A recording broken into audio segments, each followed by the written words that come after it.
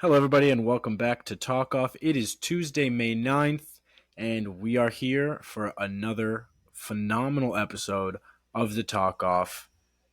I'm here, Chris is here, Jake's here, except he won't talk till later. He's eating a sandwich. He put potato chips for the crunch on the inside of the sandwich. What a beast move. He also wrapped it in tinfoil, so it was like deli made too. Yeah, I know, right? It's a little strange, but kind of cool. Trust me, it tastes so much better when you do it that way. Does you get like a little taste of aluminum? Like, you just throw it in there a little bit? Yeah, I've actually caught pieces of aluminum in the sandwich, so maybe that's not the healthiest, but it tastes way better. I'm sure. So this is kind of a milestone episode for us today. Episode 40. This is 40. We're Isn't that a hitting. movie? Yeah, we're almost hitting our midlife crisis. We're almost there. It's almost time for us to buy a random motorcycle. We almost qualify for AARP. Ooh. We already had to get a colonoscopy. No, Ooh. I think we have to do that right now. Can we talk about colonoscopies? I wouldn't like to. No. All right. Let me start. Why do you want to talk about colonoscopies? Let me start that sentence over again. So you know how like awful like the idea of a colonoscopy sounds? Yes. I am hoping that by the time I need to get one, like they find a better way than to just shove a finger up your ass. I'm with you 100%. By the time I feel like technology has grown so much in the 23 years that I have been alive that in the next 17 years, there's no way there's not a bigger advancement in colonoscopies that I can't, like, there's nothing, like, I don't know. They got to figure something out. Elon Musk is chipping people's brains to try to prevent the onset of some diseases, and you mean to tell me that you still need to take a latex glove and shove your fucking pointer finger up my ass? That's not what they do. Isn't it Put like a camera. They put a camera up there, not a finger. What do you think? They just fucking finger your ass for 5 minutes? You have to pay for that. You thought you just went to the doctor and they were just like, yeah, let me hold up, let me feel around. What's it? Oh yeah, I can tell from my finger that your colon doesn't have cancer. No, I think that's how they used to do it. They didn't always have cameras. Like that has to be within the last 25 years that they have been using cameras, right? Brother. Like Let the 70s and 80s, they were I don't think they checked, buddy. They were tapping it raw back then. Cancer is a 21st century disease. Especially pre-screening for cancer is a 21st century ideal. So I'm sure they didn't even think about pre-screening for cancer until they had the technology to do it, like cameras to put up your ass. Why are we talking about colonoscopies for 4 minutes at the beginning of an episode? The camera thing just gives me, like, that needs to fuck off. Like, they need to figure out a better way than a camera. That's almost worse than a finger. I would rather a finger, because then, like, at least they could be gentle with it. Like, you don't, like, a camera is just a camera. That's technology. What if it fell off? Then how are they gonna get it out of your ass?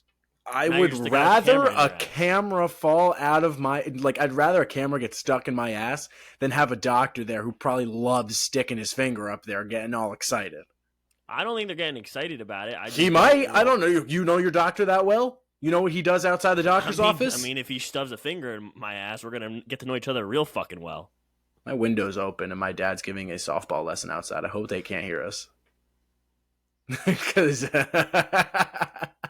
hey, how was the softball lesson today? It was really good, but someone was talking about shoving fingers in asses and it was fucking Jesus Christ, dude. Enough with the colonoscopy talk. So yeah, this is 40. So we need to plan something out for 50 because we're wait. On the cusp, can I just say the century mark? It's times like this where I'm very happy that we have a baseball-oriented podcast and not just a podcast where me and you come on here and talk, because that would be much worse. We would probably talk about colonoscopies for an hour instead of just 4 minutes. Well, I mean, I feel like people get the best of both worlds. with this. Yeah, they pod. do.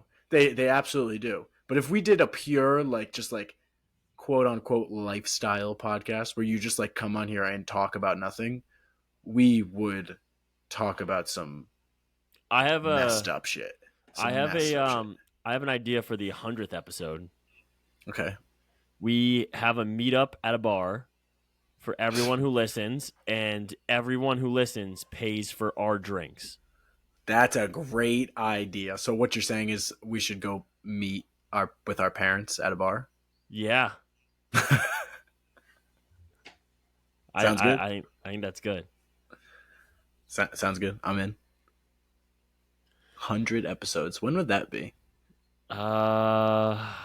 We do 2 a week, so probably around December, right? I don't know. I'm bad at math. No. Well, it would be 25 weeks from now. No, it would be 28 and a half weeks from now. So that's how many? That's 7 months. No? Yeah, so December. Yeah. Yeah. That's a It's long time. Well, yeah, because the 1 year mark. I don't remember what the date of the first podcast was, but November or something. huh. Think about that. At the 100th episode, we'll be in the off season. Ugh.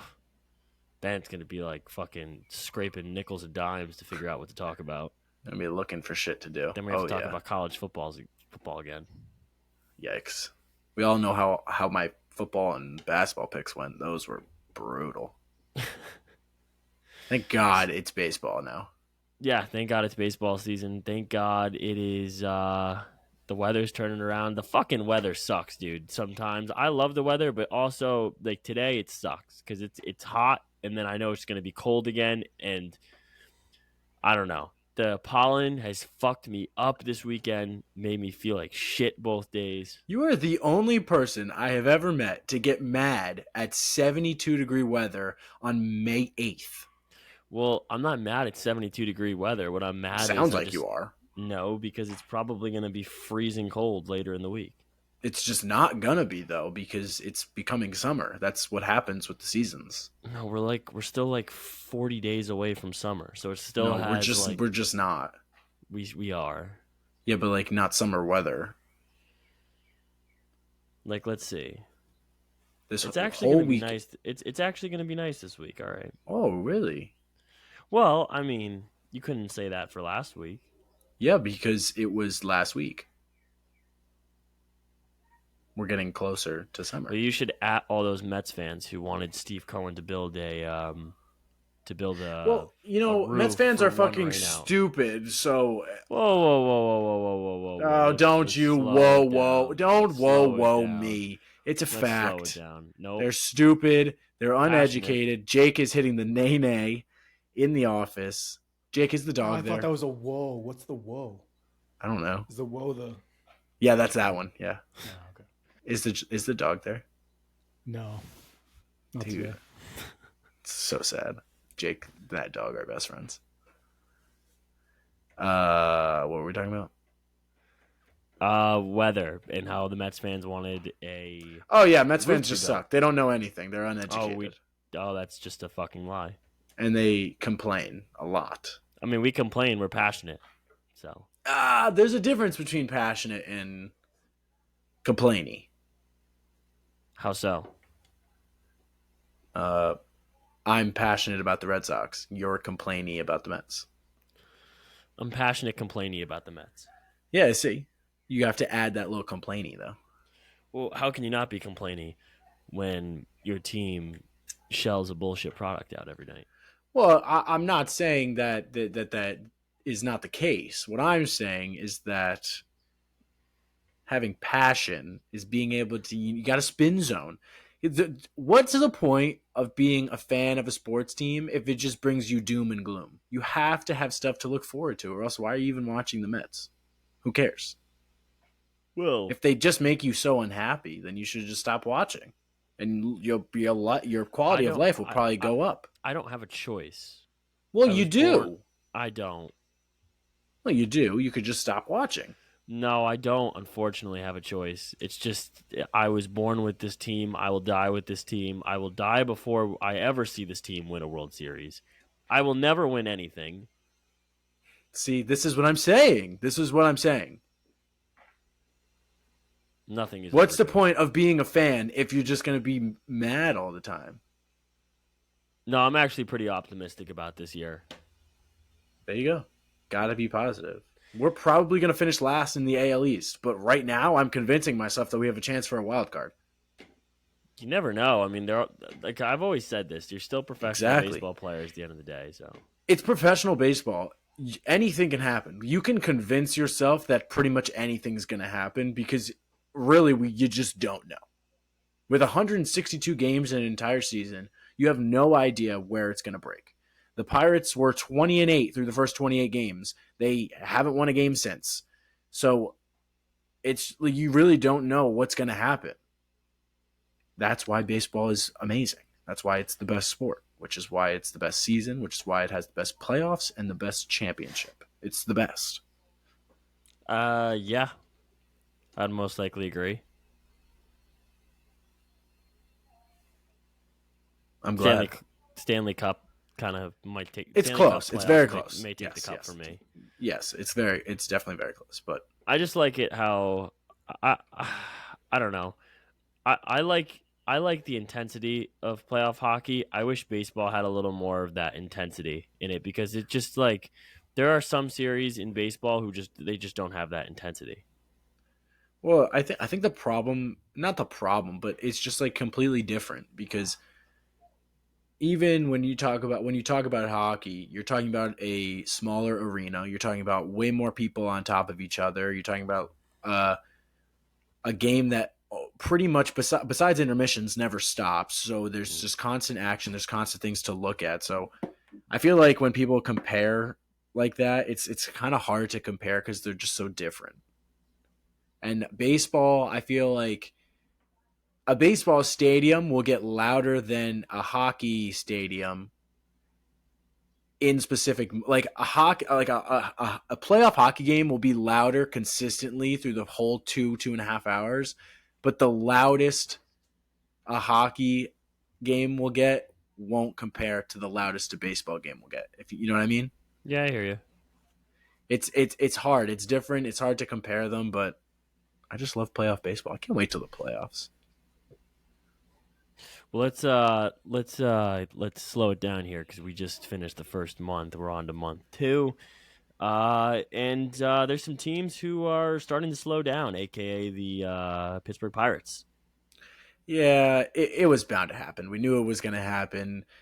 The Pirates' magic looks like it's probably coming up undone. They've gotten swept twice in a row. They've lost 7 games in a row, and they just really just I don't know. The pitching was only going to last so long. Yeah. Do I think Mitch Keller's okay? Yeah. Do I think Ovietto's okay? Yeah. Do I think Roansy Contreras is pretty good? Yeah.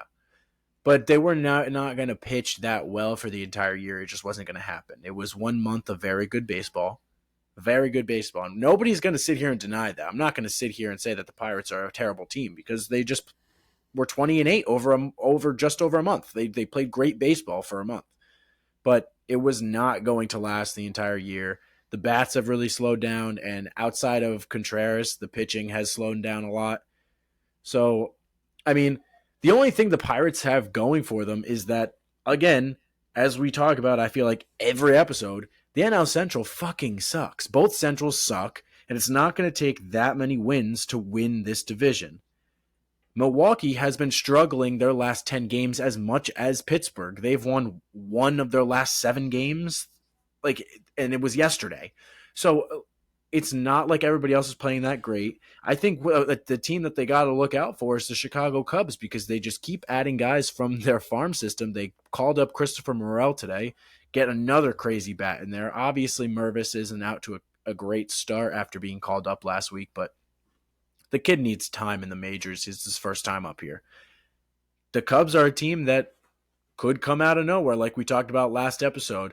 So I think the Pirates, even though they're sliding and they're probably going to continue to slide for the rest of the season, the NL Central is not out of the question because everyone, it seems like, is struggling. And let's not ignore the fact that the St. Louis Cardinals are without a doubt the worst team in the National League. And you can make the argument right now, I mean, who else but the Oakland Athletics and maybe the Royals can you say are playing worse baseball than the St. Louis Cardinals right now? I mean, it is complete turmoil in St. Louis right now. You have a guy in Wilson Contreras who you kind of expect to take the reins from Yadier Molina after him holding down the backstop there for 20 years. So this is a team who spent some money this offseason, and the product on the field is not at all what we had seen last year from a team who was an early exit in the postseason. Yeah, and I feel like we talk about the Cardinals quite a bit, and we spend a lot of time on the NL Central. For people who don't live in Central America, we spend a lot of time on the NL Central. I just don't understand the Cardinals, and I want to take some time and talk about their situation because I think their situation is really interesting right now. Because when you have a team that has 11 wins, 11 and 24 through their first 35 games, this is a team who was supposed to almost run away with the NL Central. I'm 95% sure that they were minus money to win the NL Central Yeah, in I the would love to. offseason. I would love to go back to our preseason picks and preview for divisional winners. I want to see what we said about the Central because I know we said I think we kind of shit on Pittsburgh. I think we shit on Pittsburgh. We Shit on uh, Cincinnati. we shit on Cincinnati. We said that the Brewers would probably sell at the deadline if they were shit. Yep. But I Yeah, don't and then we remember. said I think we kind of just gave the Cardinals we the did Central. 100%. 100% we gave the Cardinals the Central because everyone was giving the Cardinals the Central. It should have been the Cardinals. Like we talked a little bit about the Cubs too, but we said that we didn't like the pitching and with Stroman as your ace, and that's pretty much it. Like the Cubs, it just wasn't their year yet. This was the Cardinals division 100%. Everyone had it as the Cardinals division.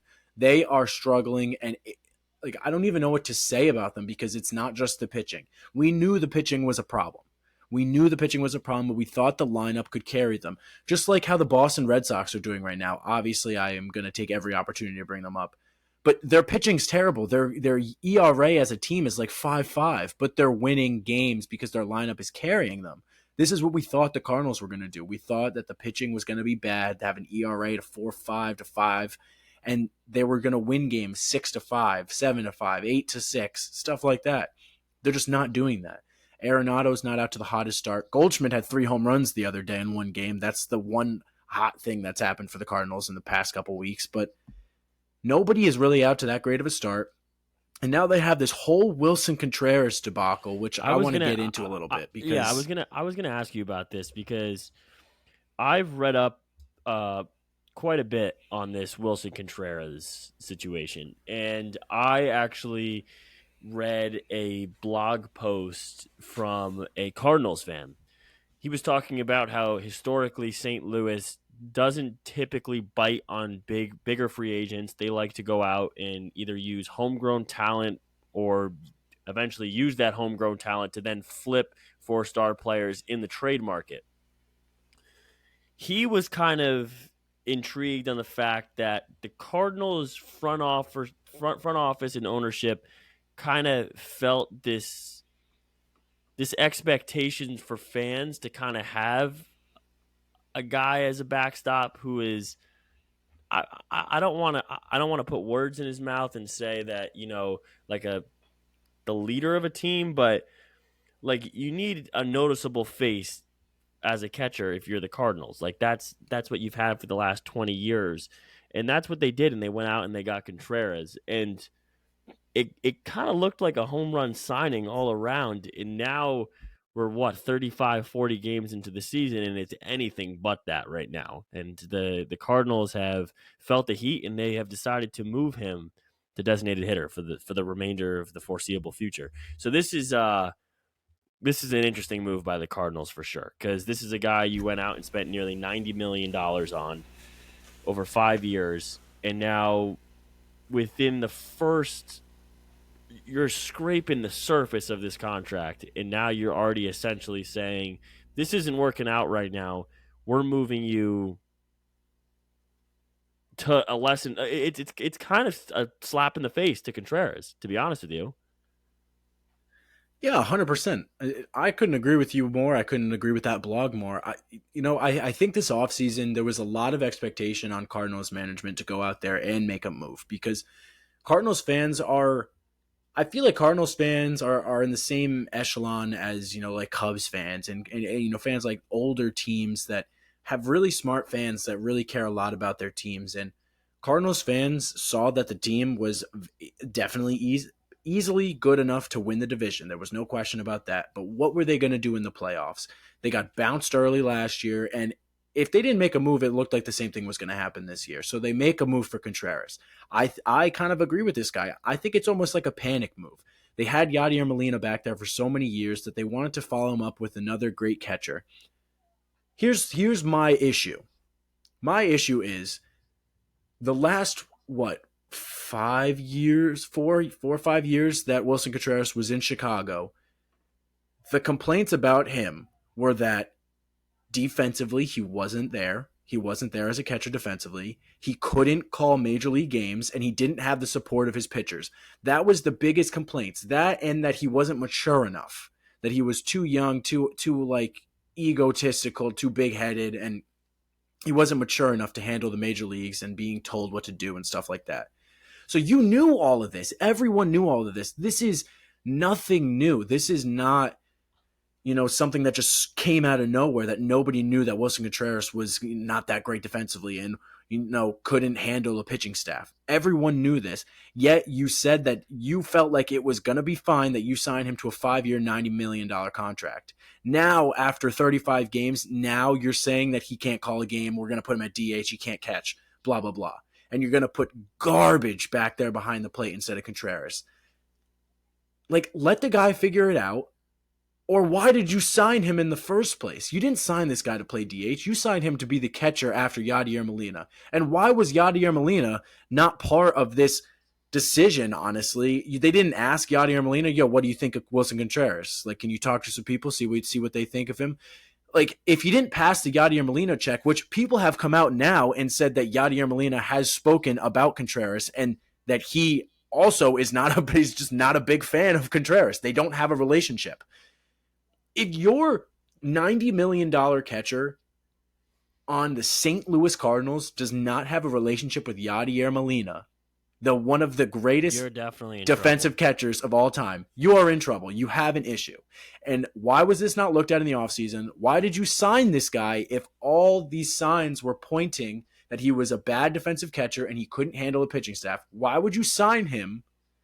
And now, 35 games later, you're like, oh, he can't handle the pitching staff. Well, we fucking knew that. You gave him the money and basically said, we don't care. We'll take it because the bat's so special. But now you're going to have him play DH. And while he's DHing, you're taking the bat out of one of the great outfielders that they have. Like Nolan Gorman, Brendan Donovan, Tyler O'Neill. You're taking the bat out of those guys' hands, and now you're putting it into the hands of a garbage catcher who's going to come catch while Contreras DHs. Yeah, it's a. It's. I don't know what they're doing. I don't know what they're doing. I've seen recently that they're trying to trade some minor league talent and even possibly some major league talent for a starting pitcher. They should. This is what we've been saying for years now. I feel like all Cardinals fans have been looking for is for them to trade the surplus that they have at the infield position and the outfield position. They have so many position players. Trade them for pitchers and make the run. The division's terrible. You may be 9 games back, but you're still not out of it. There's 125 games left of the season. Go trade for a pitcher, please. And this team has so many problems, not even just on the field, off the field too. We had the beginning of the season shit with their coach, Ali Marmot, and Tyler O'Neill, them beefing because he said O'Neill wasn't putting forth enough effort. And now we have this going on with Contreras where he comes out and says they're going to try Contreras at DH and corner outfield. And then you got the general manager or the president of baseball operations for the Cardinals coming out and said he is not stepping foot in the outfield. Which one is it? Which one? What are we doing here? So I wrote this down in my notes, and I know you saw it. why does to me this feels like it's all roads leading to Yadier Molina to become the new manager of the St. Louis Cardinals. If not at the end of this year, if not next year, then the within the next 3 years, I think he's going to be the manager of the Cardinals. Yeah, well, I mean, it seems like the the easy option now. It's just kind of transition him into that managerial role. It's obviously, managed Puerto Rico in the 2023 World Baseball Classic, and I think a lot of fans were happy to see Yachty, in a bench role. And it's really hard because the reason why I'm so hesitant to throw guys who are beloved by fan bases into managers is it can quickly change the perception of how fans view you. I think yeah, I think it definitely can. And I think for Yachty, like I think personally, I think he would be down for the challenge. I think he would be willing to take that job with an open mindset. But I think there would also be a part of him that would be afraid to fuck the job up and then kind of ruin his legacy in St. Louis because you know. But I don't even know if he could do that because he won a World Series there, and it's kind of the same situation with David Ross in Chicago. Yeah, that's what I was just going to say. That I feel like it is kind of like the situation with David Ross in Chicago, a guy that was so beloved in Chicago, and he becomes a manager. And I don't really think people have turned on David Ross. I think people in Chicago really still hold him in that high regard. But No, I do. but anytime you take the reins of like like a team that really like a big portion of the city supports, and I would say a lot of Chicago or Cubs fans, like they're gonna no matter how much they love you, they're going to let you hear their thoughts. Yeah, 100%.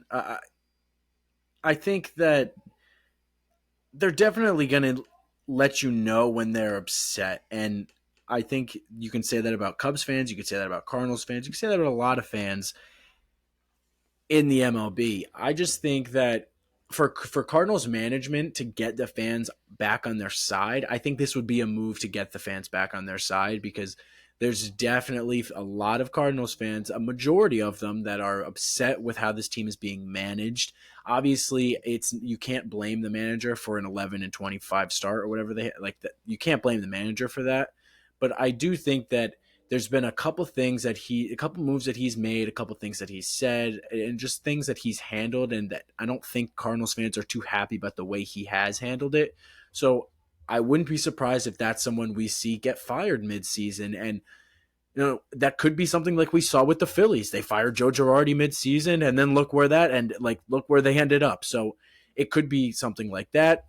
I don't know. I just think the Cardinals have a long way to go if they want to get back in this division, and they need to start making moves. Like I said, there's a lot of time. There's still so many games left, but you can only hang around at the bottom for so long. You can You only eventually use have that to make a excuse. move. Yeah, you can always use you can only use that excuse for so long. You can only lose ball games for so long before these wins start adding up and you dig yourself into a hole that you're not going to be able to find your way out of. It's I would say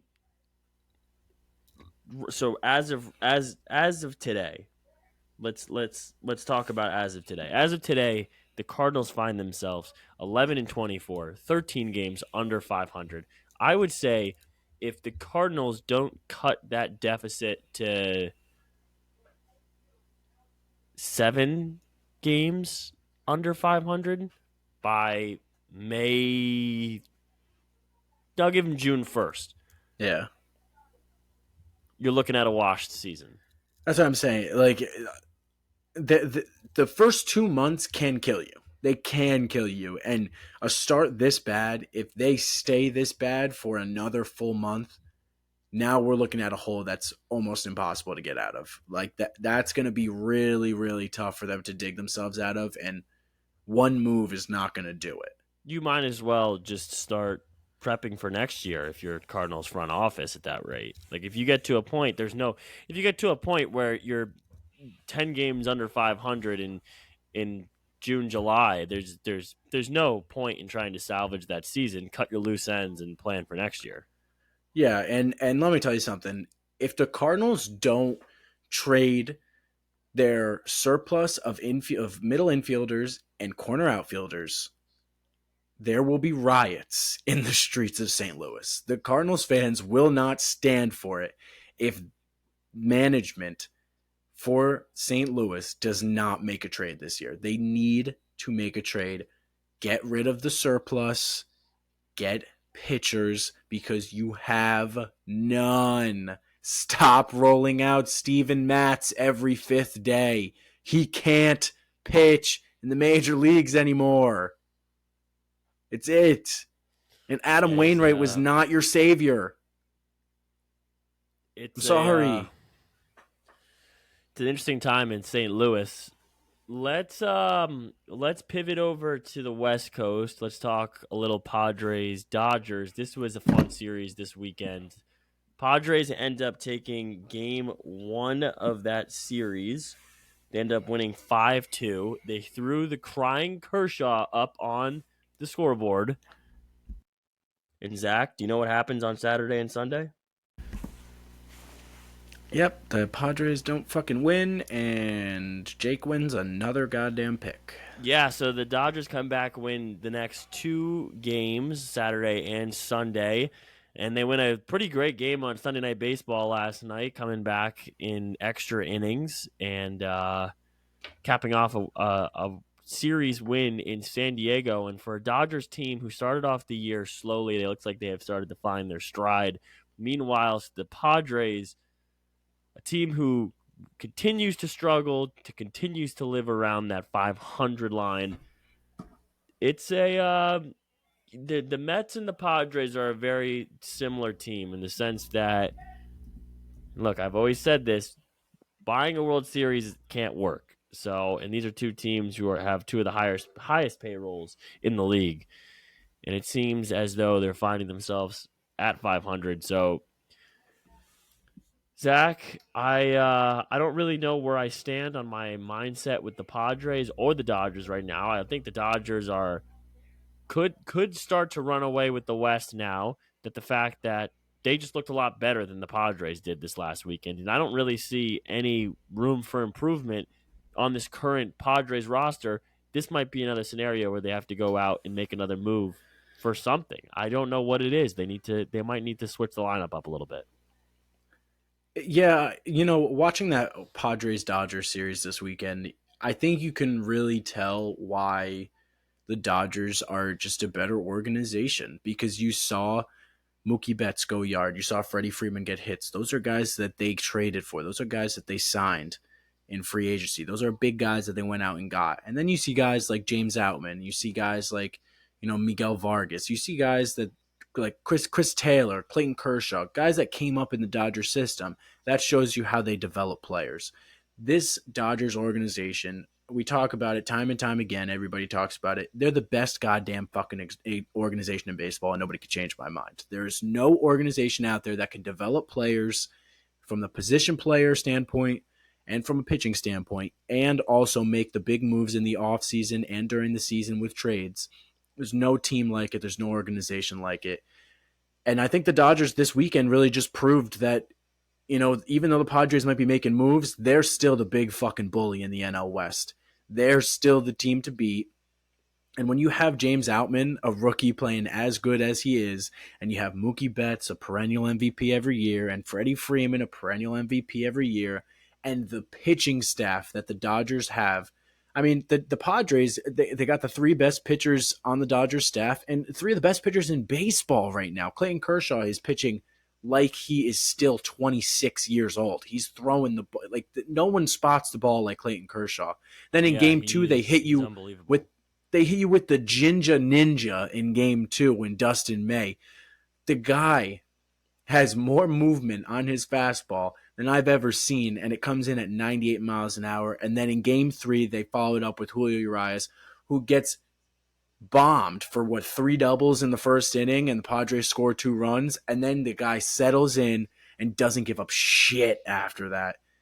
The Dodgers are scary, man, and the Padres, I really don't know what to say because when you make all these moves and you spend all this money, like you gotta produce. And are they playing all right baseball? Yeah, they're playing all right baseball, but for how much money they spent in this offseason and all the shit that was talked about San Diego, you expect them to be better. And when you have Manny Machado out to the start that he's out to right now, 252, 303, 389 slash line, that's fucking terrible. He has a WRC plus under 100. That means he's a below average hitter. Manny Machado's not a below average hitter. He's got to get it going. Soto's has started to heat up, but he's got to keep on top of it. Bogarts has really started to slow down after that great start.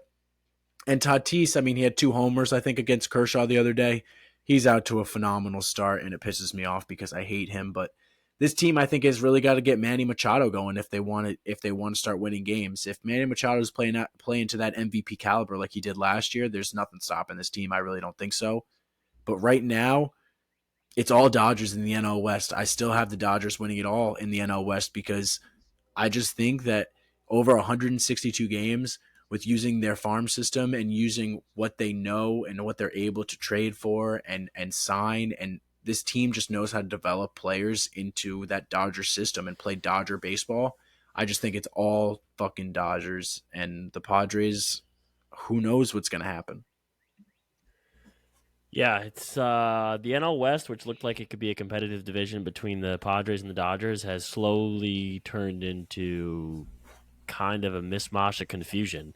It's confusing as to if the Dodgers will remain as dominant as they have been in years past. It's confusing in the fact that the Padres, who have one of the higher payrolls in baseball, aren't performing to their full potential right now, and it looks like that might just be the norm for San Diego. Like this team just might be one that's too stacked on the offensive side of the ball and maybe doesn't have enough as pitching as it should. Who knows what the scenario is with the Padres? Only time will tell with that. But I think it's a legitimate fear for Padres fans that maybe they overspent in the wrong departments. I mean, you look at it just between Bogarts, Machado, and Tatis. It's almost $1 billion right there, and you haven't even signed Soto yet. So I don't know what they're going to do with Soto. I don't know what you do if you're the Padres if you're playing 500 baseball in the middle of the summer. Like, do you trade Juan Soto?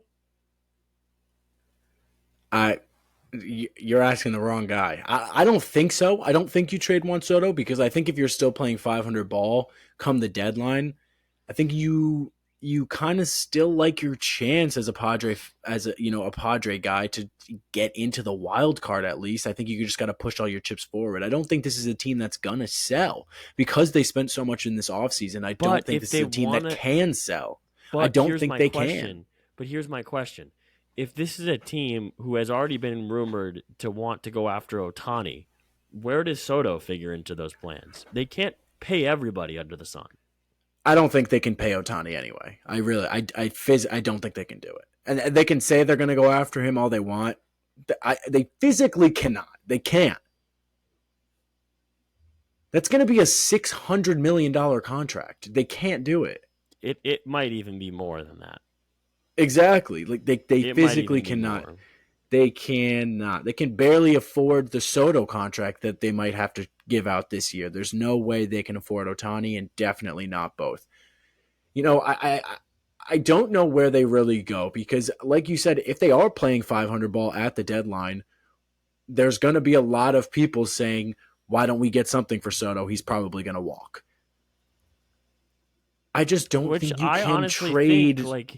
I think you could get a lot for Juan. You could get a lot for Juan Soto. You could get pieces that. See, I disagree.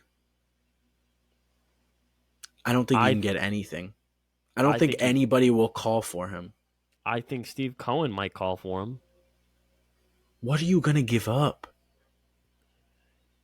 Look, that's Vientos, Mauricio, and 3 other guys.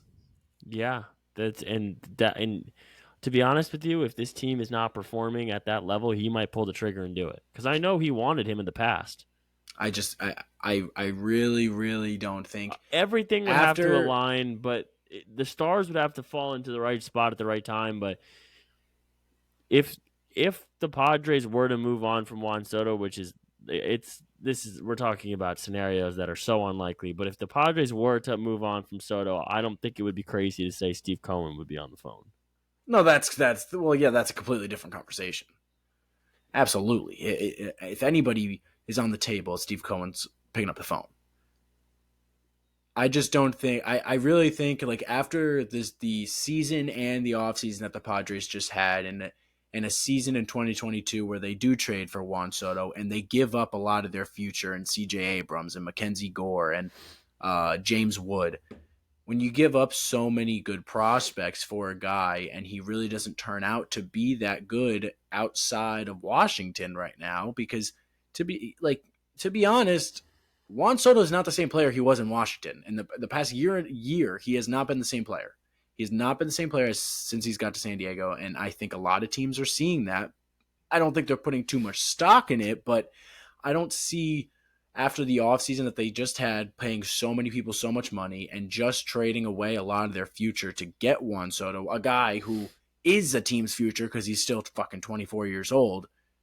I don't see how they can move on from that, and I don't see how a team could give up a package for a guy like Juan Soto who's going to be a free agent at the end of this year, unless, like you said, it's something crazy like the Mets are really struggling and Steve Cohen says fuck it. Totally agree. Yeah, no, it's like I said, the stars would have to align, but the Padres have a really interesting case on their hands. So we shall see how that unfolds. And like I said, this is going to be this is honestly one of the more fun. Uh, I'd say like 5 to 6 week stretches in baseball because we're not getting to the point where it's trade deadline rumors yet, but this is all the buildup that's going to lead into the trade deadline rumors. Who's playing well? Who could possibly buy themselves off the team right now? As shitty as that sounds, like I'm sure Brian Reynolds at one point in the year was like, "I'm trying to play my ass off this Pittsburgh team." Obviously, not anymore. Signs the extension, but there's a lot of guys who are going to try to play themselves off the current roster and onto Absolutely. someone else's roster. Abso-freaking-lutely. And I'm sure maybe one of those people could be Ohtani. You never know. You never know. There was just like one more thing that I wanted to talk about, and it's something that's really annoying, and I've noticed it in the past, and I feel like every time I watch a baseball game, the broadcaster brings it up if this does happen. They don't announce anything at baseball games. The umpires don't announce when there's a pitch clock violation. They don't announce, like, they have microphones to tell you when the challenges are supposed to happen and shit like that, but they literally don't. Like, in the NFL, they announce every single flag. In the NBA, they don't announce the fouls, but they announce, like, when they go to the monitor and they give flagrants and shit like that. Like, why are we not using? Will announce it. Here's the thing. It needs to. This is what needs to happen. There's no real hand signal for a pitch clock violation. The umpire kind of just throws his hands up in the air and waves the pitcher off, and then we have about 5 to 10 seconds of confusion of everyone standing around looking at the guy like, what just happened? Was that on me? Was that on the pitcher? What everyone was it a disengagement? No one knows what the sign is. So we need to have and like we said, this is going to be tweaked towards the end of the year. I'm sure this will be tweaked come next year. There needs to be set in stone hand signals. There also needs to be a change. Zach, we were talking about this earlier in the week. I know this goes a little bit away from the conversation that we're having, but there needs to be a set in stone time for the pitcher and hitter. Like, I don't like that. I don't even know what the current rule is. I know it's 8 seconds for the pitcher has to be engaged. I think it might be 6 seconds for the batter. It's 8 for the batter. It's the other way around, which doesn't make any sense. See, it's completely confusing. It should just be 8 seconds for everyone. You're absolutely right. It's completely confusing because now, like I've said in the past, it's happened to the Red Sox several times, you have hitters that are not looking at the pitcher in the box when the 8-second mark comes up, but you have pitchers who are not on the mound yet because they don't need to be. So you have hitters getting violations when pitchers are not on the mound. That doesn't make any sense. That needs to go. And it's going to get tweaked. It's absolutely going to get tweaked. they got to give it a whole season before they tweak it, which is annoying. So it's just what it's going to be for the rest of the season. I Right. just don't understand why there's so much confusion on the field when the fucking umpire has a microphone to announce. Why are we not announcing a pitch clock violation charge to Chris Sale? He didn't come set early enough. Literally something like, just so we know what happened, because I was watching Cubs Marlins the other day. They were in extra innings and there was a pitch clock violation at the beginning of the inning. And even the announcers, they're like, I have no idea what just happened. Apparently it's 1-0. Like, nobody knows, even in the stadium, what's going on. Like, people know that there's a pitch clock violation because you get the one ball or the one strike, but nobody sits there and is like, oh, it's because he wasn't looking at the pitcher, so he got a Yeah. strike called. Like, nobody knows. Just announce it. It's something so simple. The PA announcer needs to, or just mic all the umpires, mic the crew chief and the umpire, or if the umpire, if the behind the plate umpire is the crew chief, just have him be the only one who's mic'd. It's a really simple solution. There just needs to be more communication between what's going on the field and everyone watching the game. The PA announcer should be fully included in on this. So if there's a pitch clock violation, the umpire clearly signals to everyone pitch clock violation. The PA can then spit out to everyone in the stadium pitch clock violation, Bryce Harper. Pitch clock violation, Clayton Kershaw. It's that simple. Something so simple that I feel like can just make so many more people happy. And it's like nothing to change. It's the little things that they'll tweak that'll make the biggest difference for this. So yeah, and I think like that, we've said, it's a work in progress, and it's a step in the right direction.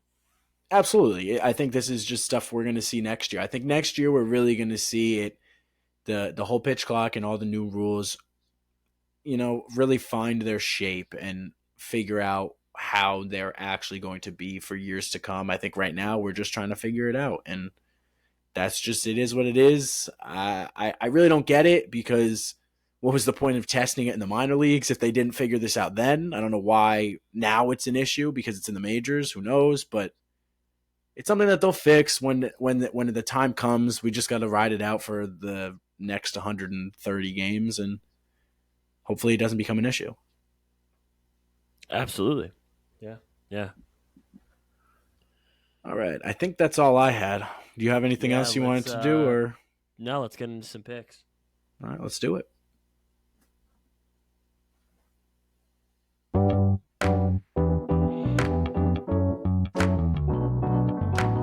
Powered by Riverside.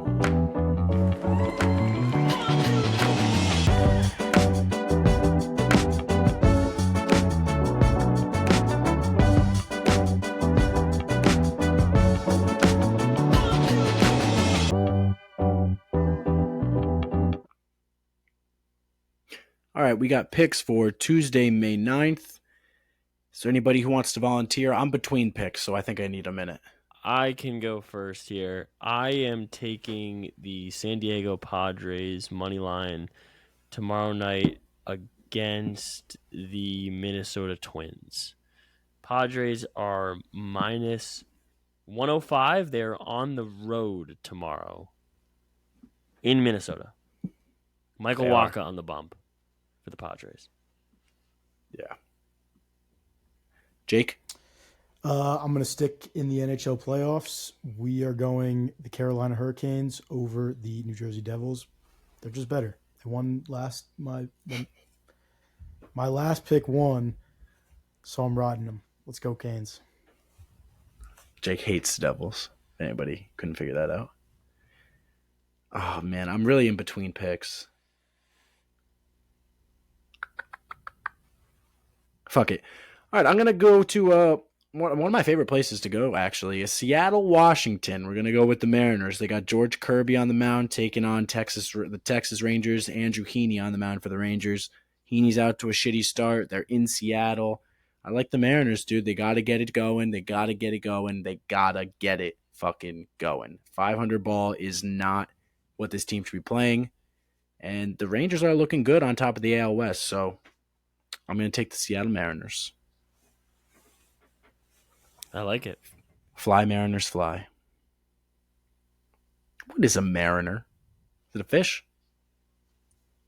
What is a mariner? What is a mariner? It is a seaman. Excuse me?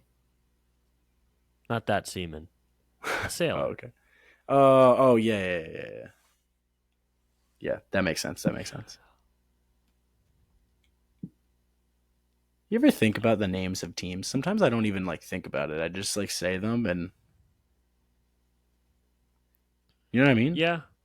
Like, what's a Like how- diamondback? It's a snake. It's a snake, right? It's a snake. Yeah, it's a snake. Um, What's is the Twins for the Twin City? Yeah. Um, Why is San Diego the Padres? Fathers? Why?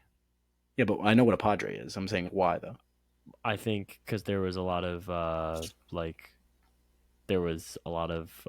religious friars out there. Oh yeah. Yeah, I think. What's so. a Philly? Just because they're Philadelphia? Yeah, the Philadelphia Phillies. Yeah, is that I don't.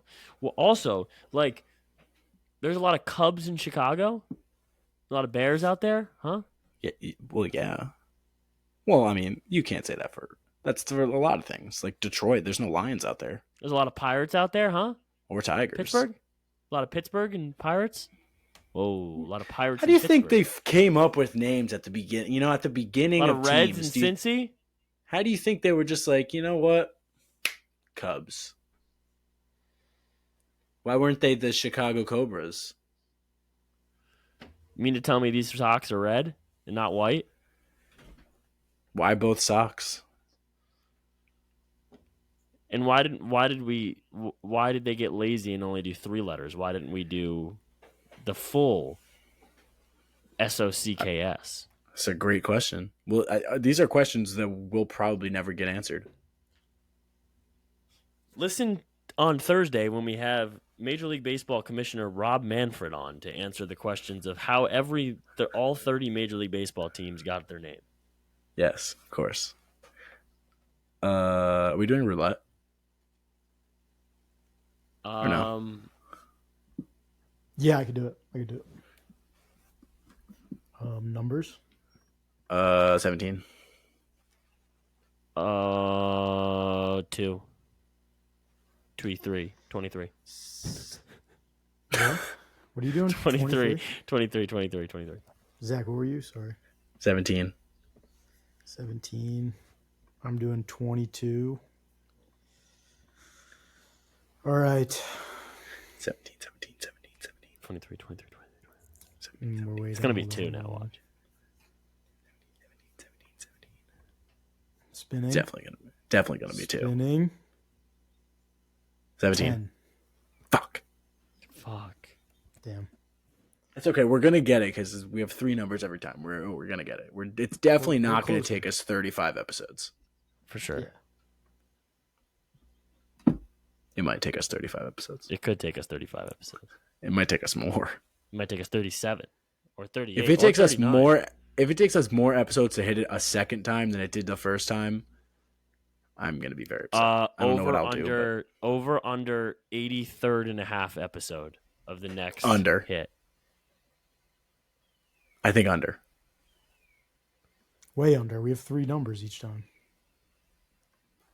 Statistically, We're due. What are if you we willing to keep wager the on that? same What are you number, willing to wager on that? nothing.